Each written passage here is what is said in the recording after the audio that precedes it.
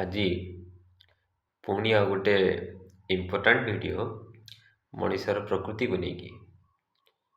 ଯେମିତିକି ଆମେ ଜାଣିଛନ୍ତି, ଆମେ ସବୁବେଳେ ଭିଡ଼ିଓରେ ମଣିଷର ପ୍ରକୃତି ଏବଂ ସେଇ ପ୍ରକୃତିରୁ ଆମେ କ'ଣ ଏମିତି ଶିଖିବା ଯେମିତି ଆମ ନିଜ ଜୀବନର ଉନ୍ନତି ଆସିବ, ସେଇ ଉପରେ ମୁଁ ବେସିକାଲି ଭିଡ଼ିଓ କରୁଛି। ତ ସେମିତି ଇଏ ବି ସେଇଭଳିଆ ଗୋଟେ ଭିଡ଼ିଓ ଯେଉଁଠି ମୁଁ ମଣିଷର ପ୍ରକୃତି ଉପରେ କିଛି କହିବି। ସବୁଠୁ ବଡ଼ କଥା ମଣିଷର ପ୍ରକୃତି ଉପରେ ଯେ ମଣିଷ ସମାଜ କେମିତି ଗଠନ ହୁଏ।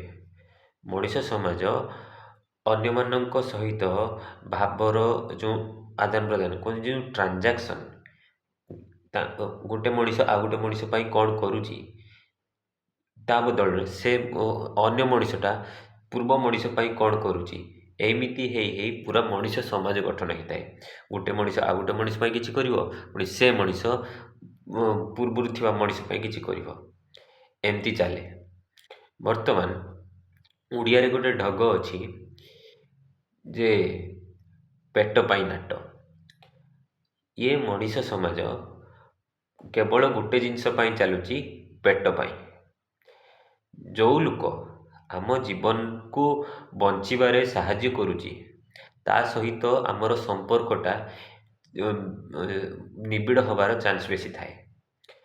ଯେଉଁ ଲୋକ ଆମର ପେଟର ଭରଣ ପୋଷଣ କରୁଛି, ତା ସହିତ ଆମର ସମ୍ପର୍କ ବେଶୀ ନିବିଡ଼ ହୁଏ। କିନ୍ତୁ ଏମିତି ଗୋଟେ ଲୋକ ପଛେ ସିଏ ଆମର ରକ୍ତ ସମ୍ପର୍କର ହେଇଥାଉ, କିନ୍ତୁ ସିଏ ଯଦି ଆମ ପେଟ କଥା ବୁଝୁନି, ଆମର ଜୀବନରେ ତା'ର କୌଣସି ଅବଦାନ ନାହିଁ, ତାହେଲେ ସେ ମଣିଷ ସହିତ ଆମର ସମ୍ପର୍କ ବେଶୀ ଦିନ ଯିବନି, ଯିବାର ଚାନ୍ସ ବହୁତ କମ୍।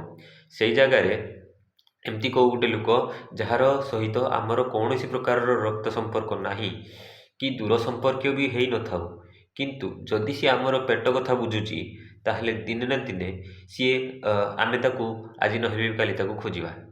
କାରଣ ଇଏ ହେଉଛି ମଣିଷର ପ୍ରକୃତି। ଯିଏ ଆମର ସବୁଦିନିଆ କଥା ବୁଝିବ, ଆମେ ତା'ର କଥା ବୁଝିବା ପାଇଁ ଚେଷ୍ଟା କରିବା।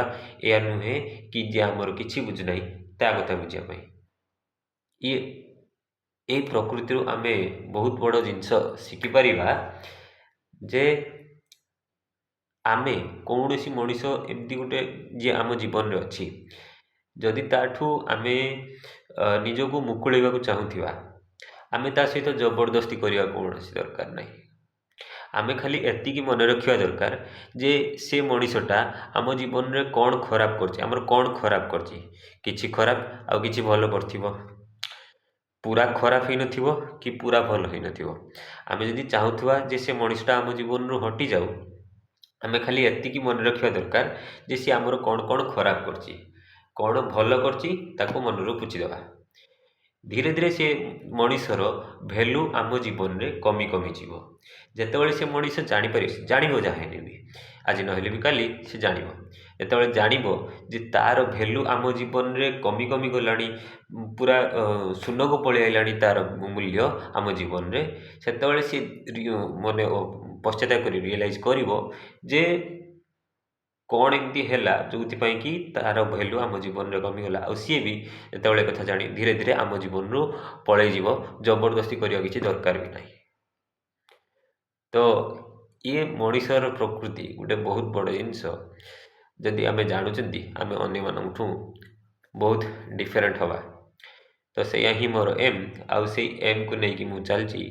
ମୋ ସହିତ ତମ ସମସ୍ତଙ୍କର ବି ଉନ୍ନତି କରିବି, ମଣିଷର ପ୍ରକୃତିକୁ ଅନ୍ୟମାନଙ୍କ ଆଗରେ ଦେଖେଇକି। ୟେସ୍। ତ ଆଜି ପାଇଁ ଏତିକି, ପୁଣି ଦେଖା ନେକ୍ସଟ ଭିଡ଼ିଓରେ।